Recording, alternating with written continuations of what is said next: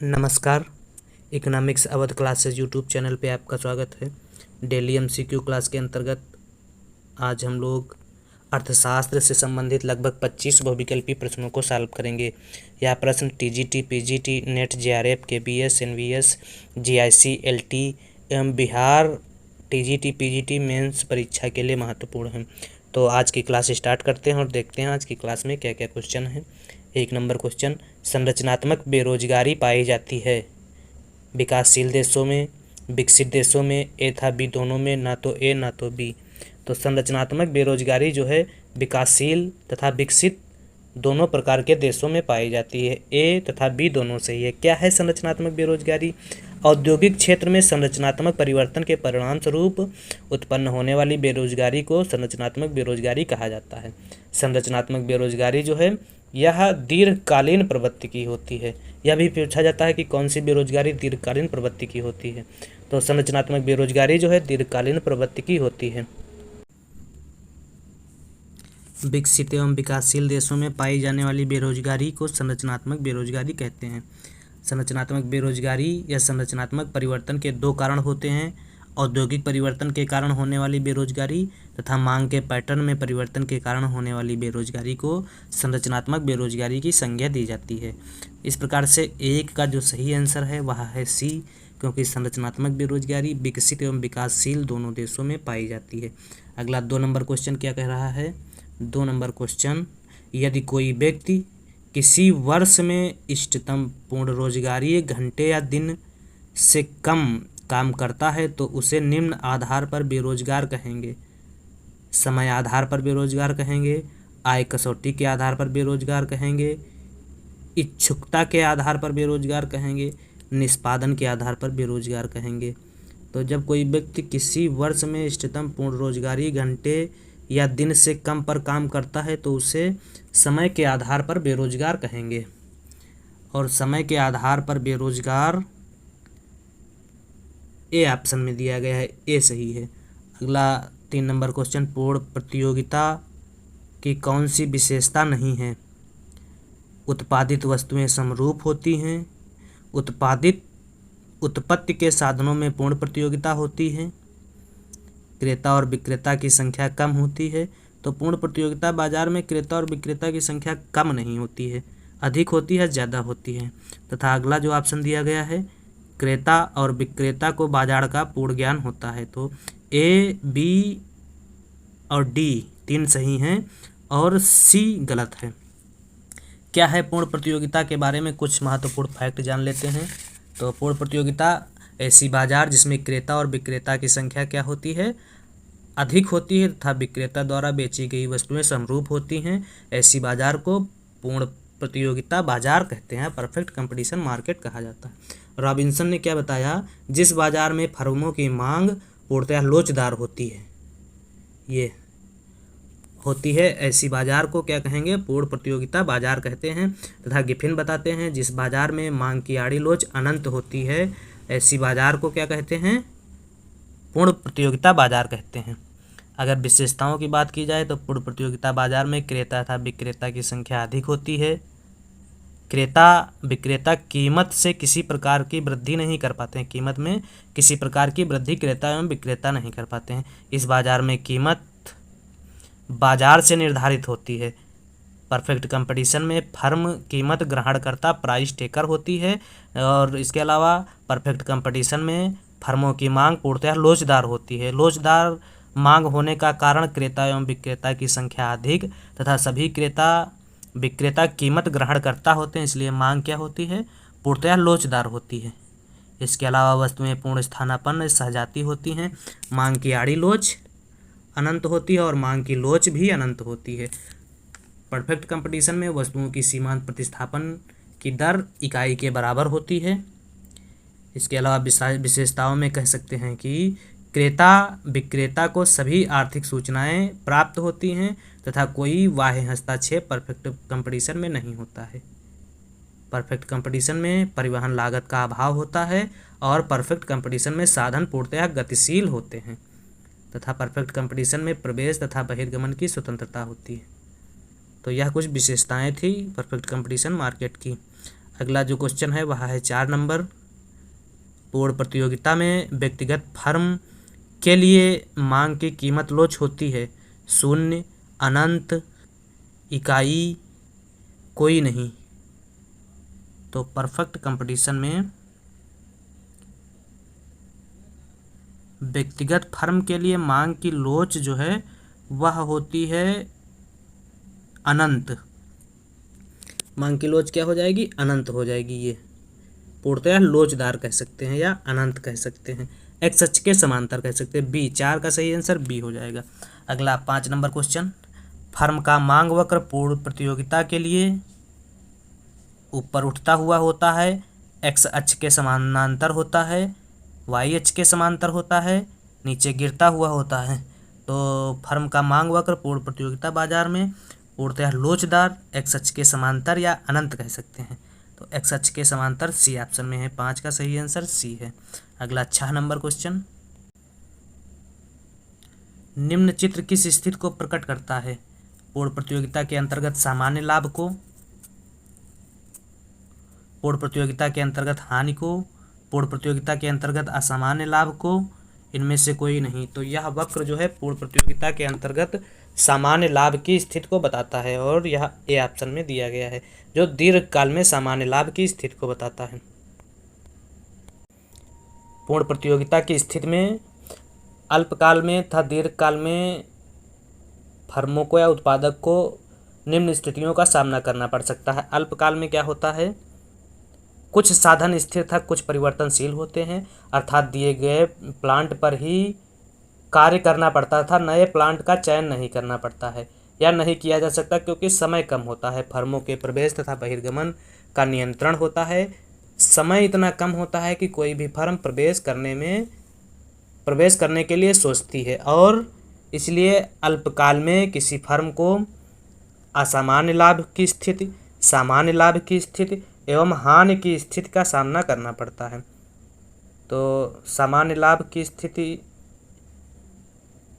कह सकते हैं जिसमें ये सब MC, AC, AR और MR ये सब बराबर होते हैं, तो इसको क्या कहते हैं? सामान्य लाभ की स्थिति। इसके अलावा असामान्य लाभ की स्थिति में क्या होता है? ये कंडीशन असामान्य लाभ की स्थिति हो जाएगी। इसमें क्या है? इसमें कीमत ज़्यादा होती है और लागत कम होती है। MC, AC, AR, MR कीमत ज़्यादा होती है और लागत कम होती है, जिससे क्या होता है? ज़्यादा से ज़्यादा लाभ मिलता है। और अगली जो कंडीशन वह है हानि की स्थिति। हानि की स्थिति में क्या होता है?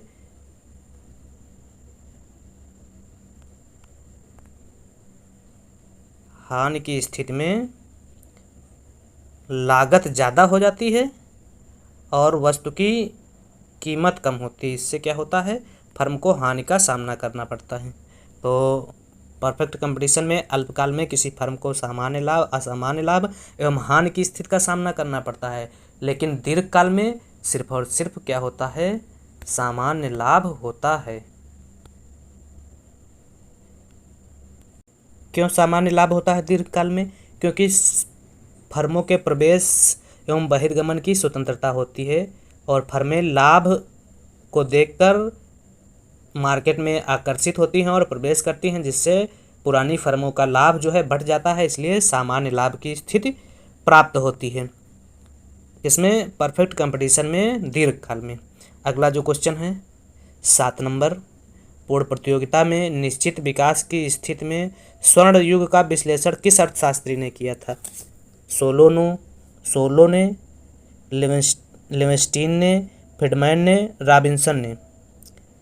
तो पूर्ण प्रतियोगिता में निश्चित विकास की स्थिति में स्वर्ण युग का विश्लेषण जो है वह रॉबिन्सन द्वारा किया गया था, जॉन रॉबिन्सन। डी ऑप्शन में डी सही है। पूर्ण प्रतियोगिता एवं अपूर्ण प्रतियोगिता में अंतर दर्शाता है। तो AR वक्र जो है पूर्ण प्रतियोगिता एवं अपूर्ण प्रतियोगिता में अंतर की बात करता है। अगला 9 नंबर क्वेश्चन। ब्याज के आधुनिक सिद्धांत में IS वक्र व्यक्त करता है मौद्रिक संतुलन की स्थिति को, वास्तविक संतुलन की स्थिति को, आय तथा ब्याज का संतुलन, मुद्रा की मांग तथा पूर्ति का संतुलन। तो ब्याज के आधुनिक सिद्धांत में IS वक्र जो है वास्तविक संतुलन को व्यक्त करता है। LM वक्र के अगर पूछा जाए तो मौद्रिक संतुलन को व्यक्त करता है। अगला 10 नंबर क्वेश्चन जो है, मैन एंड इकोनॉमिक्स पुस्तक के लेखक हैं। The author of man and economics पुस्तक के लेखक AC पिगू ऑप्शन में दिया है, Robertson, AK Sen, JK Mehta. तो प्रोफेसर रॉबर्टसन जो है, रॉबर्ट मुंडेल जो है मैन एंड इकोनॉमिक्स पुस्तक के लेखक हैं।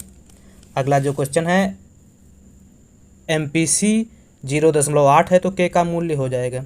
तो MPC 1/1 माइनस MPC दिया गया है 1/1 माइनस 0.8, तो 1/0.2, ये 0.5 आंसर आ जाएगा। 5 किस ऑप्शन में है देख लिया जाए, 5, 2, 6 किसी में नहीं है, नन ऑफ दीज हो जाएगा। किसका 11 का आंसर डी सही है। अगला 12 नंबर क्वेश्चन, व्यापार चक्र गुणक एवं त्वरक की परस्पर क्रिया के कारण सृजन होता है। उपयुक्त कथन पर आधारित व्यापार चक्र है, किसका है, हार्ट्रे का, शुम्पीटर का, कीन्स का, सैमुअल्सन का। तो व्यापार चक्र के संबंध में गुणक और त्वरक की बात जो है वह सैमुअल्सन और हिक्स द्वारा की गई थी। तो सैमुअल्सन ऑप्शन में दिया गया है, डी ऑप्शन में सैमुअल्सन है। इसके अलावा हार्ट्रे का जो व्यापार चक्र है वह शुद्ध मौद्रिक व्यापार चक्र कहलाता है।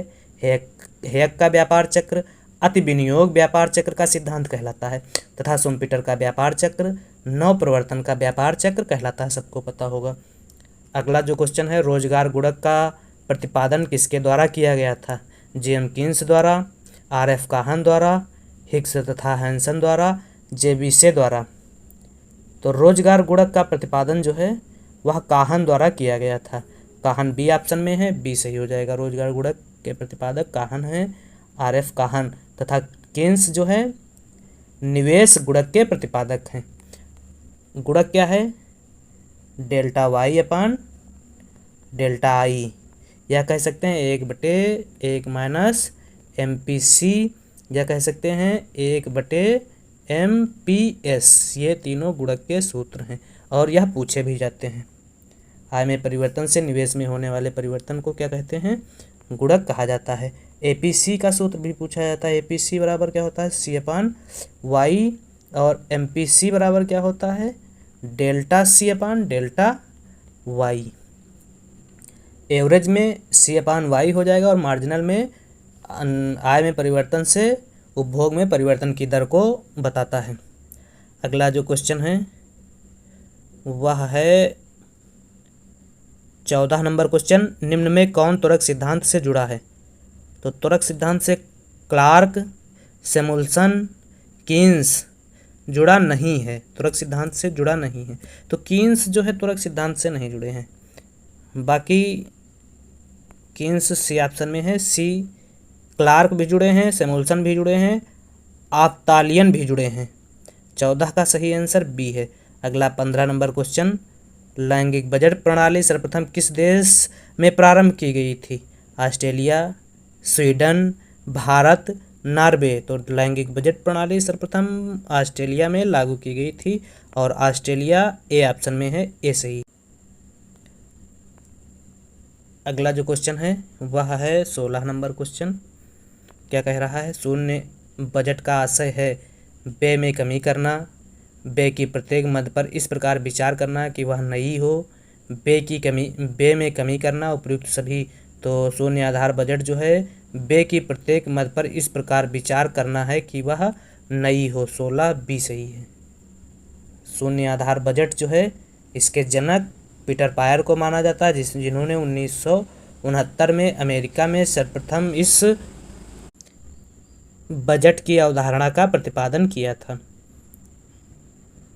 क्या है शून्य आधारित बजट, व्यय की प्रत्येक मद को जब शून्य मान लिया जाता है या नया मान लिया जाता है और नया मानते हुए बजट नए सिरे से बनाया जाता है तो ऐसे बजट को शून्य आधारित बजट कहा जाता है। भारत में 1987-88 के बजट में शून्य आधार बजट को अपनाया गया था। अगला जो क्वेश्चन है, किस क्षेत्र का योगदान घरेलू बचत में सर्वाधिक है? भारत के संदर्भ में निम्नलिखित में से बताइए। सरकारी क्षेत्र, घरेलू क्षेत्र, निगम क्षेत्र, इनमें से कोई नहीं। तो बचत में योगदान जो है सर्वाधिक है घरेलू क्षेत्र का। सबसे ज़्यादा बचत जो है वह घरेलू क्षेत्र का है। बी ऑप्शन सही है। 18 नंबर क्वेश्चन, निम्न में कौन एक राजकोषीय कार्य नहीं है? उत्पादन, फलन, वितरण का कार्य, संसाधनों का आवंटन और आर्थिक स्थिरीकरण, यह 3 कार्य हैं। उत्पादन, फलन जो है बजट राजकोषीय नीति का कार्य नहीं है। राजकोषीय नीति के उद्देश्यों एवं कार्यों की अगर बात की जाए तो राजकोषीय नीति के अंतर्गत करारोपण, सार्वजनिक व्यय एवं सार्वजनिक ऋण की उन क्रियाओं का अध्ययन किया जाता है जिसके द्वारा सरकार पूर्व निर्धारित उद्देश्यों की प्राप्ति करती है। अगर उद्देश्यों की प्राप्ति की बात की जाए तो विनियोग के स्तर को ऊंचा करना, रोजगार की प्राप्ति करना, आर्थिक स्थिरता की प्राप्ति करना, धन वितरण की असमानता को दूर करना राजकोषीय नीति के प्रमुख उद्देश्यों में से हैं या प्रमुख उद्देश्य हैं। भारत में दीर्घकालीन राजकोषीय नीति की सर्वप्रथम घोषणा किस वर्ष की गई थी? तो भारत में दीर्घकालीन राजकोषीय नीति की घोषणा सर्वप्रथम 1985 ईस्वी में की गई थी। अगला जो क्वेश्चन है 20 नंबर, कार्यात्मक वित्त के विचार को सर्वप्रथम किसके द्वारा विकसित किया गया था? डाल्टन, रॉबिन्सन, एपी लर्नर, कोई नहीं। तो कार्यात्मक वित्त के विचार को सर्वप्रथम एपी लर्नर ने विकसित किया था। एपी लर्नर सी ऑप्शन में है। अगला 20 नंबर क्वेश्चन क्या है? 20 नंबर क्वेश्चन, बतख को इस प्रकार नोचो कि वह कम से कम विरोध के साथ चिल्लाए, अर्थात इस प्रकार से टैक्स लगाओ कि लोग कम से कम विरोध करें और राजस्व में भी वृद्धि हो। यह कथन किसका है? डाल्टन का, काल्वर्ट का, एडम स्मिथ का, कर्लडार का। तो यह कथन जो है बतख को इस प्रकार से नोचो कि वह कम से कम विरोध के साथ चिल्लाए, काल्वर्ट का यह कथन है। इंपॉर्टेंट कथन है, पूछा जाता है परीक्षाओं में। तो 21 का सही आंसर बी है।